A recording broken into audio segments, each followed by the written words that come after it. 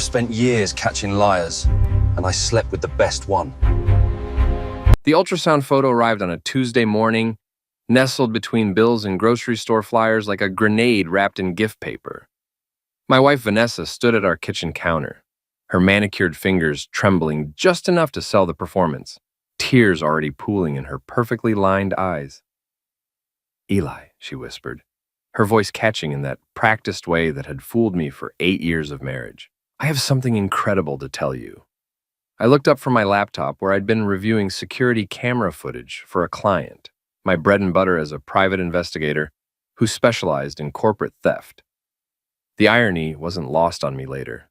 There I was, catching other people's liars while living with the best one I'd ever seen.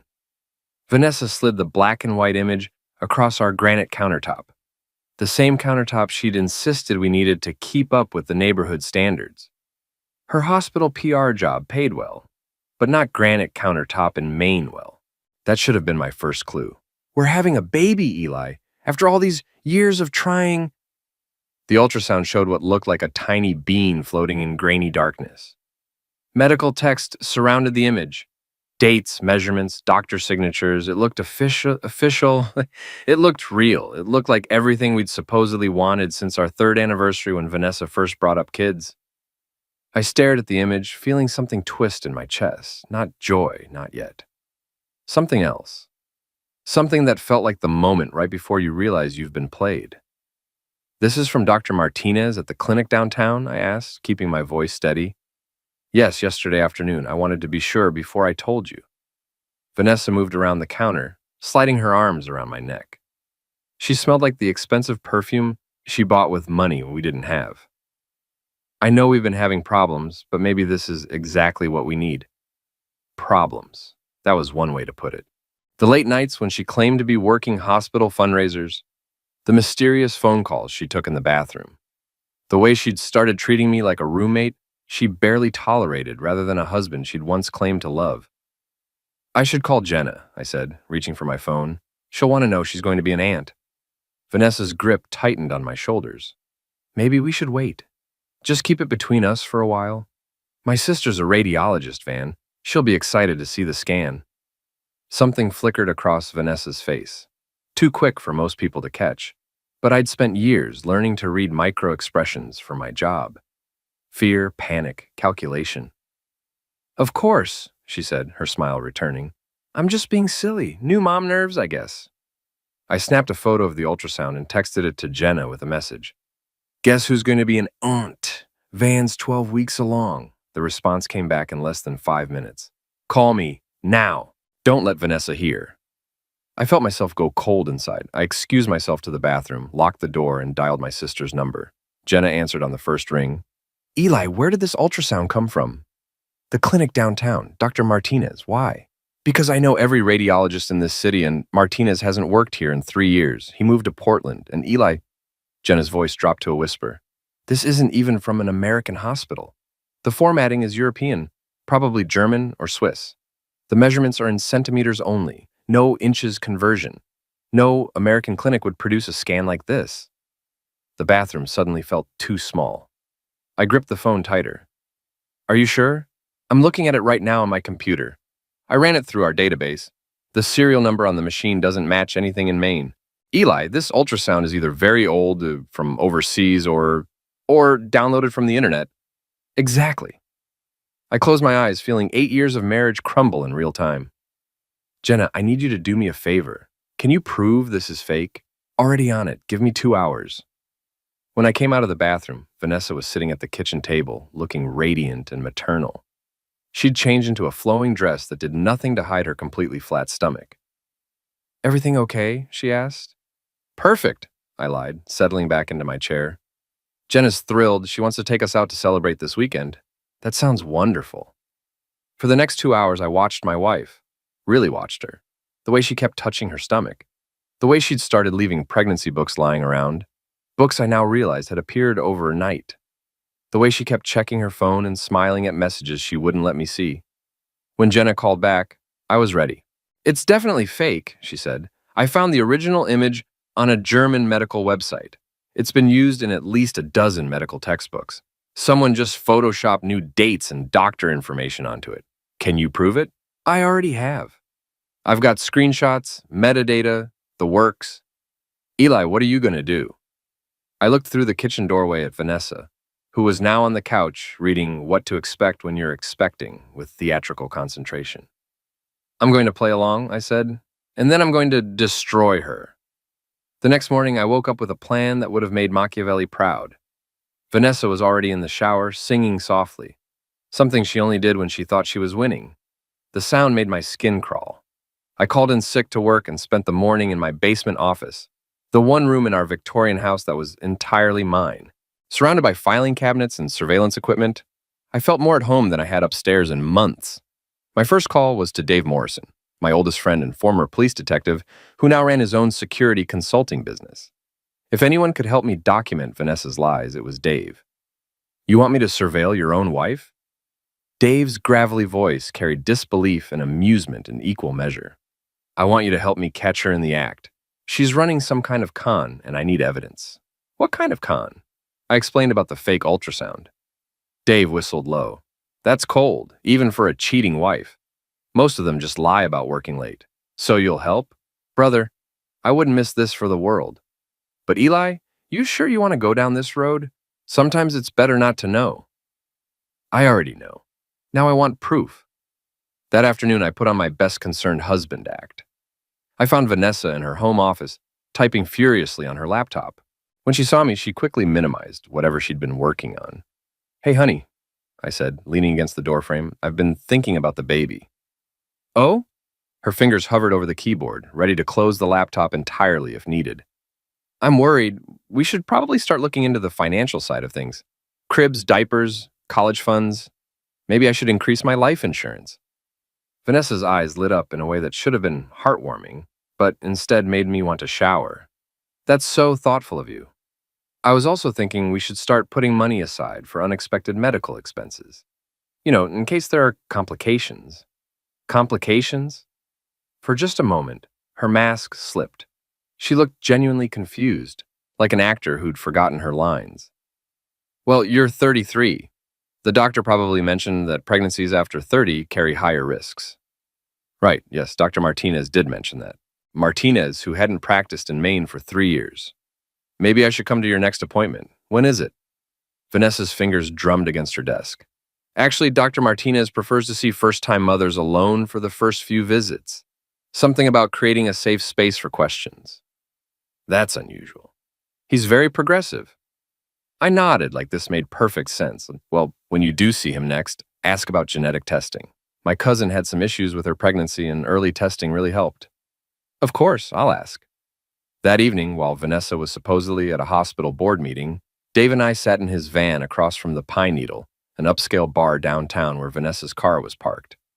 Through telephoto lenses, we watched my wife cozy up to a man I recognized from the hospital's website, Dr. Colin Royce, chief of surgery and married father of 2. Well, there's your smoking tool, Dave muttered, snapping photos. Question is, what's the end game? If she just wanted to cheat, why fake a pregnancy? Money, I said, watching Colin slide an envelope across the table to my wife. It's always about money. We followed them to Colin's downtown penthouse, a place that definitely wasn't in his wife's name. They stayed for 2 hours. When Vanessa finally came home at 11, she smelled like expensive cologne and lies. How was the board meeting? I asked from the couch. Boring, budget discussions. She kissed the top of my head, a gesture that once would have felt loving but now felt like a patronizing pat. I'm exhausted. I think I'll go straight to bed. The baby must be taking a lot out of you. Exactly. Growing a human is hard work. After she went upstairs, I sat in the dark living room staring at the fake ultrasound she'd left on the coffee table like a trophy. My phone buzzed with a text from Dave. Got clear shots of the money exchange. This is bigger than just an affair. The next morning, I decided to test a theory. I woke up early and made Vanessa breakfast in bed, something I hadn't done in years. What's the occasion? She asked, looking genuinely surprised. I was thinking about what you said yesterday about Dr. Martinez and the safe space thing. It made me realize I haven't been as supportive as I should be. Vanessa softened, and for a moment, I saw the woman I'd married. The one who used to laugh at my jokes and steal my hoodies and talk about our future like it was something beautiful we were building together. You've been very supportive, Eli. I want to do more. I was thinking, what if we started a baby fund? I could liquidate some investments, maybe take out a small loan. We could put together $30,000 or $40,000 for all the expenses.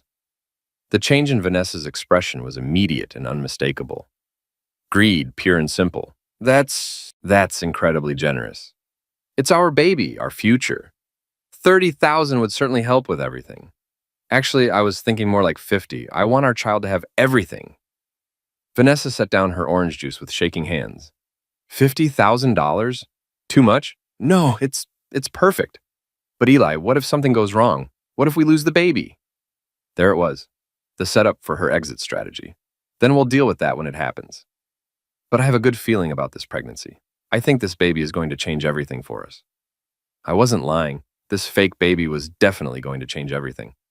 By the end of the week, I had transformed into the perfect expectant father. I bought pregnancy books, researched baby names, and even started looking at minivans online, making sure to leave the browser history where Vanessa would see it. Every enthusiastic comment about our future child made her smile a little wider and dig herself a little deeper. Meanwhile, Dave and I had been busy. We'd documented 3 more meetings between Vanessa and Colin, always involving money changing hands. We'd also discovered that Colin owned the penthouse under a shell company, and that he'd been seen with at least 2 other women who weren't his wife. But the real breakthrough came from an unexpected source, Mrs. Hadley, our 70-year-old neighbor who had apparently missed her calling as a CIA operative. That wife of yours has been getting a lot of packages lately, she told me while I was checking our mailbox. Medical supply companies, from what I could see on the labels. Probably prenatal vitamins and things like that. Maybe, but I've had 4 children, dear, and I never needed to order pregnancy tests by the dozen. Pregnancy tests, plural. That afternoon, while Vanessa was at work, I searched our house like a crime scene. In the back of her closet, hidden behind winter coats, I found a box containing dozens of pregnancy tests, fake ultrasound images printed on photo paper, and a folder labeled Baby Fund. Inside the folder were bank statements for an account I'd never seen before, deposit slips showing regular transfers from our joint account, and a handwritten note in Vanessa's careful script. C says we need $50K minimum to make this work. E is finally taking the bait. My hands were shaking as I photographed everything with my phone. 8 years of marriage, and I'd been reduced to a mark in a con game. The woman who'd promised to love me in sickness and health was literally making me sick to steal my health insurance money. But the worst part was yet to come. At the bottom of the box, I found a second ultrasound image, this one showing twins. Apparently, one fake baby wasn't ambitious enough for Vanessa's plans. That evening, I cooked dinner and opened a bottle of wine. Vanessa came home looking radiant, practically glowing with anticipation of whatever payday she thought was coming. "You seem happy," I observed, pouring her a glass of sparkling cider since she was pregnant. "I had my appointment with Dr. Martinez today. How did it go?" Vanessa took a deep breath, like an actor preparing for her big scene. "Eli, I have amazing news. We're not having one baby." She pulled out the twin ultrasound, watching my face for a reaction. "Twins?" I managed to sound shocked instead of disgusted. 2 perfect, healthy babies." She dabbed at her eyes with a tissue. "Dr. Martinez says everything looks wonderful, but what?" "Well, twin pregnancies are considered high risk. He's recommending some additional tests and procedures. It's going to be expensive, even with insurance." "How expensive?" "Around $36,000. $36,000. Exactly what she thought she could get away with, based on my earlier comments about the baby fund. "That's a lot of money, Van." "I know, and if we can't afford it?" She let the sentence hang, implying dire consequences for our fictional children. I reached across the table and took her hand. Her wedding ring felt cold against my palm. "We'll find a way. I'll liquidate my retirement account if I have to." "Really?" "Vanessa, these are our children. I'd do anything for them." The next morning, I called Dave with an update. "Twins now? This woman has serious ambition. She's asking for 36 grand. What are you going to do?" "Give it to her." "Eli, you can't be serious." "Not real money. Remember that counterfeiting case you worked last year? The one where they seized all those fake bills?" Dave was quiet for a long moment. "Those bills are evidence in an ongoing federal investigation. But they look real enough to fool someone who's not expecting to be conned. What you're suggesting is poetic justice." Another pause. I'll see what I can do. 2 days later, I presented Vanessa with a manila envelope containing $36,000 in counterfeit 20s that looked absolutely perfect to the unaided eye. Her hands actually trembled as she counted them. Eli, I can't believe you did this. I told you I'd do anything for our family. She kissed me then, and it felt like being kissed by a snake. I'll take this to Dr. Martinez tomorrow and get everything set up. Actually, I was thinking I should drive you. This is a big moment for us. Panic flashed across her face. You don't need to do that. These appointments can be long and boring. I don't mind. Actually, Dr. Martinez specifically said no partners for this particular procedure. Something about keeping stress levels low. What kind of procedure requires $36,000 in cash? It's not cash. I'll have them convert it to a cashier's check. Perfect. The next morning, I kissed Vanessa goodbye and watched her drive away with $36,000 in fake money. Then I called Dave. She's mobile. We're on her. I spent the day in my office, trying to work on legitimate cases while my phone buzzed with updates. Vanessa had gone straight to First National Bank, where she'd attempted to deposit the cash. The teller, trained to spot counterfeit bills, had immediately flagged the transaction and called security. By noon, my wife was in federal custody. The call came at 2:30. Mr. Carver, this is Agent Sarah Mitchell with the FBI. Your wife has been arrested for attempting to deposit counterfeit currency. She's claiming you gave her the money. That's impossible. I gave her legitimate funds from my retirement account. We'll need you to come in for questioning. Of course, I'll be right there. I hung up and allowed myself one moment of pure satisfaction. Then I called my lawyer. The FBI interview was almost anticlimactic. I sat in a sterile conference room across from Agent Mitchell, a sharp-eyed woman in her 40s who looked like she'd heard every lie ever told. Your wife claims you knowingly gave her counterfeit money.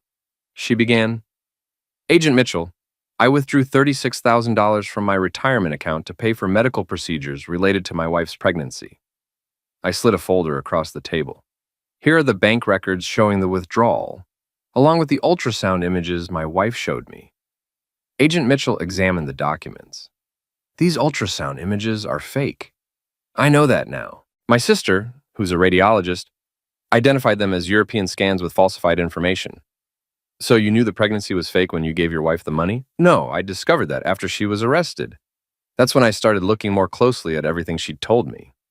It wasn't technically a lie. I'd learned more details after her arrest, even if I'd suspected the truth beforehand. Agent Mitchell made notes. Mr. Carver, we've traced these counterfeit bills to a batch seized in a federal investigation last year. Any idea how your wife might have obtained them? None whatsoever. We'll need to examine your financial records. You're welcome to them. 3 hours later, I walked out of the FBI building a free man. Vanessa, on the other hand, was looking at federal charges for currency fraud, conspiracy, and a handful of other crimes that carried serious prison time. But I wasn't done. That evening, I called Jenna and filled her in on everything that had happened. My God, Eli. I knew she was lying about the pregnancy, but I never imagined it was this elaborate. There's more. She's been having an affair with Dr. Colin Royce from her hospital. I think he's the mastermind behind the whole scheme. Colin Royce? I know him. He's married, has 2 kids. His wife is lovely. Not anymore, he's not. I'm going to make sure of that. Eli, be careful. You've already won. Don't do anything that could backfire. But I was past being careful. Vanessa had tried to steal my money, my trust, and 8 years of my life. Colin had helped her do it. They both deserved everything that was coming. The next morning, I drove to Colin's hospital with a folder full of surveillance photos, bank records, and documented evidence of his affair with Vanessa. I requested a meeting with the chief of staff, Dr. Elizabeth Harper, a stern woman in her 60s who ran the hospital like a military operation. Mr. Carver, I understand you have concerns about one of our physicians. Dr. Colin Royce has been conducting an affair with my wife and helping her commit fraud. I have evidence. I laid out everything, the photos of Colin and Vanessa together, the money exchanges, the fake pregnancy scheme, and Vanessa's arrest for currency fraud. Dr. Harper examined each piece of evidence with clinical detachment. This is very serious, Mr. Carver. If true, Dr. Royce has violated multiple hospital policies and potentially committed criminal acts. It's all true, and there's more. I showed her the evidence Dave had gathered about Colin's penthouse and his relationships with other women. Dr. Royce appears to be using his position at this hospital to prey on vulnerable women. My wife may not be his only victim. Dr. Harper's expression grew colder with each revelation. Carver, I want to thank you for bringing this to my attention. We take these matters very seriously. What happens now? Dr. Royce will be suspended pending a full investigation. If these allegations are substantiated, he'll be terminated and reported to the medical board. I left the hospital feeling lighter than I had in months, but I still wasn't finished. That afternoon, I paid a visit to Tara Williams, Vanessa's best friend and business partner, in what I now realized had been a years-long campaign to separate me from my money. Tara ran a high-end beauty clinic downtown, the kind of place where wealthy women went to maintain their facades. Eli! Tara's surprise seemed genuine when I walked into her clinic. I heard about Vanessa. I can't believe what happened. Can't you? Something in my tone made her smile falter. I'm sorry? Tara, I know you were part of it. The fake pregnancy, the money scheme, all of it.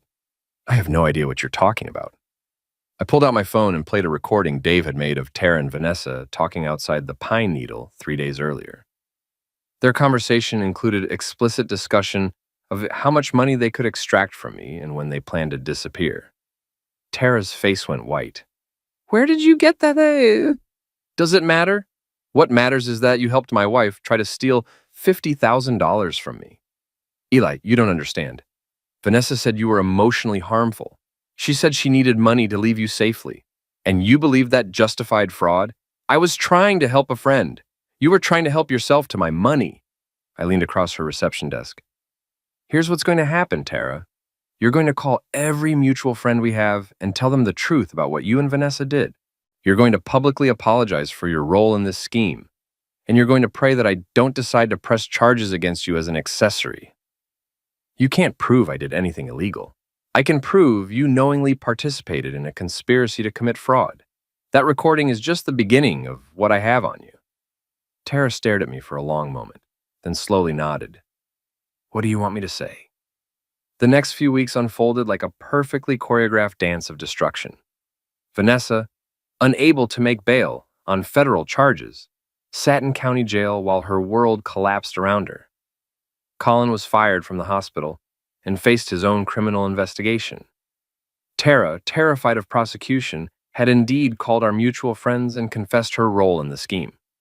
But the real satisfaction came from watching our social circle react to the truth. I'd spent months enduring pitying looks from friends who clearly thought my marriage was falling apart because of my own failures. Vanessa had been spinning stories about my supposed shortcomings for years, painting herself as the long-suffering wife of a man who couldn't appreciate what he had.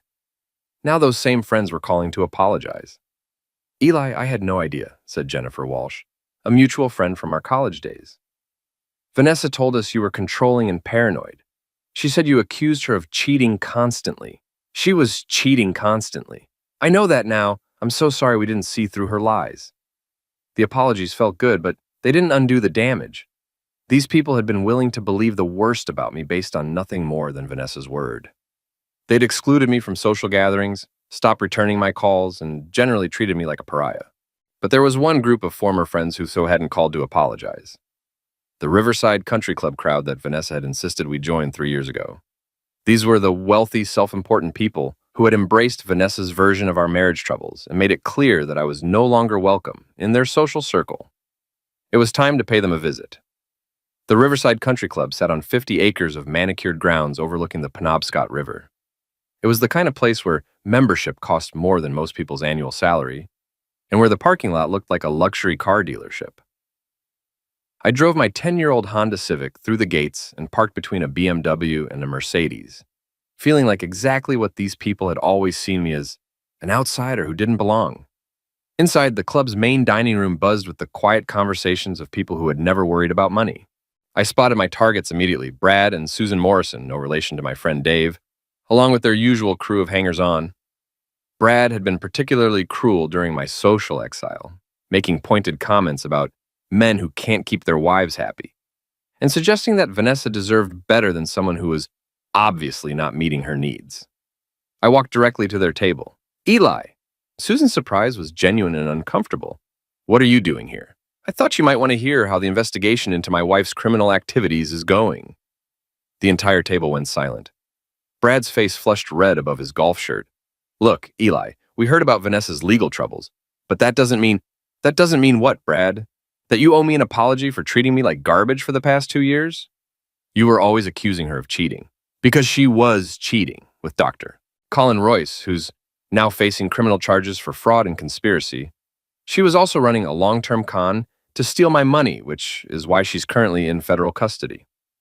I pulled out my phone and showed them a photo Dave had taken of Vanessa and Colin together. This was taken 3 weeks ago, right around the time you told me at the charity auction that I should treat my wife better if I wanted to keep her. Brad stared at the photo, his mouth opening and closing like a fish. The fake pregnancy was just the final phase of a scheme that's been running for over a year, I continued.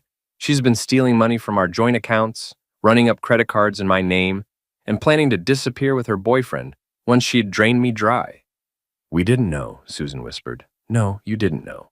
But you were perfectly willing to assume the worst about me based on lies from a woman who was actively committing felonies.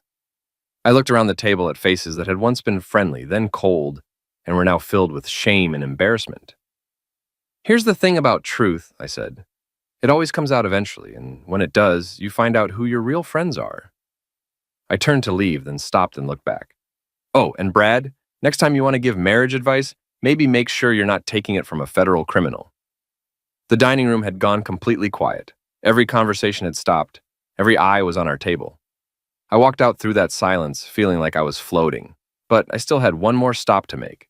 Colin Royce's penthouse had been seized by federal investigators as part of their fraud investigation. So I found him where Dave's contacts said he'd been staying, a cheap motel on the outskirts of town, the kind of place that rented rooms by the hour and didn't ask questions. I knocked on the door of room 237 at 8 o'clock on a Thursday evening. When Colin answered, he looked like a man who'd aged 10 years in 2 weeks. His usually perfect hair was disheveled, his expensive clothes wrinkled, and his eyes had the hollow look of someone who'd lost everything. "What do you want?" he asked. "I want to talk. I have nothing to say to you. That's fine. You can listen." I pushed past him into the dingy room. It smelled like cigarettes and desperation, a far cry from his former penthouse. "Nice place," I said, looking around at the water-stained walls and threadbare carpet. "Really captures that fallen from grace aesthetic." Colin closed the door and leaned against it. "If you're here to gloat, I'm here to make sure you understand something very clearly." I turned to face him, and for the first time in this entire ordeal, I let my anger show. "You helped my wife try to steal $50,000 from me. You convinced her to fake a pregnancy, create fraudulent medical documents, and run a con that could have destroyed my life. Vanessa came to me with the plan. You just what? Decided to help her commit multiple felonies? Decided to use your medical credentials to make her lies more believable?" Colin slumped into a chair. "You don't understand. I was in debt. The penthouse, the lifestyle, my wife's spending. I needed money. So you decided to steal mine. It wasn't supposed to go this far. Vanessa said you were wealthy, that you wouldn't miss the money." "I'm a private investigator in Maine, Colin. I'm not wealthy. That $50,000 represented years of savings, my entire retirement fund." Colin looked up at me with something that might have been shame. "I'm sorry." "No, you're not. You're sorry you got caught." I sat down across from him, close enough that he couldn't avoid looking at me. "But here's what I really came to tell you. This isn't over. You think losing your job and facing criminal charges is the end of it, but you're wrong." "What do you mean?" "I mean, I've spent my entire career learning how to destroy people who think they're smarter than everyone else. I know how to find information, how to document evidence, how to make sure the truth comes out." Colin's face went pale. "Your wife left you, didn't she? Took the kids and moved back to her parents' house? How did you?" "Because I made sure she found out about all of it. The affairs, the fraud, the fake medical documents you helped create. I sent her copies of everything. You bastard. Your medical license is under review by the state board. You'll never practice medicine again. I know. The other women you conned, and yes, I found them, they're talking to prosecutors. Turns out Vanessa wasn't your only victim." Colin put his head in his hands.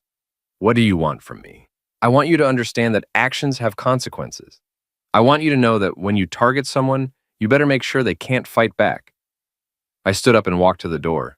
"And Colin, if I ever see you near my wife again, if you ever contact her, if you even think about trying to continue whatever relationship you had, I will make what's happened to you so far look like a vacation. I opened the door and stepped into the hallway. Enjoy the motel.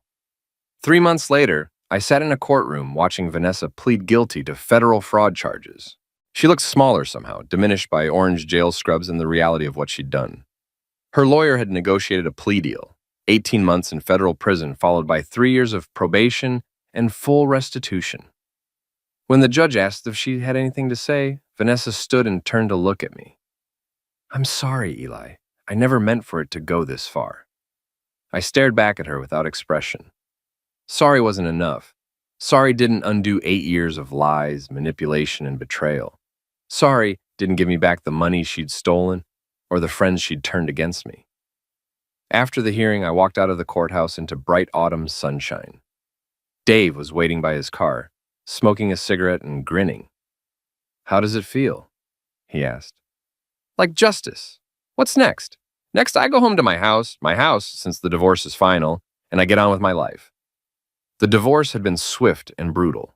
With Vanessa in federal custody and facing criminal charges, her lawyer had advised her not to fight my petition. I kept the house, the business, and what was left of our assets after restitution. She kept her prison sentence and her criminal record. That evening, I sat on my front porch with a beer, watching Mrs. Hadley tend her garden. She waved at me, and I waved back. It was good to have neighbors who weren't trying to con me. My phone buzzed with a text from Jenna. "Dinner Sunday? I'm making your favorite." I texted back, "Wouldn't miss it." Another text, this one from Jennifer Walsh. "Book club is starting up again. You should join us." "I'll think about it," I replied. The truth was, I was looking forward to rebuilding my social life. The people who mattered had come back, apologizing for believing Vanessa's lies and welcoming me back into their lives. The people who didn't matter, like Brad and Susan Morrison, had simply disappeared, probably too embarrassed to face me. As for Colin, he'd pleaded guilty to his own set of charges and received 2 years in federal prison. His medical license had been permanently revoked, his wife had divorced him, and he'd lost custody of his children. The last I heard, he was working at a call center in another state, living in a studio apartment, and driving a 15-year-old Honda.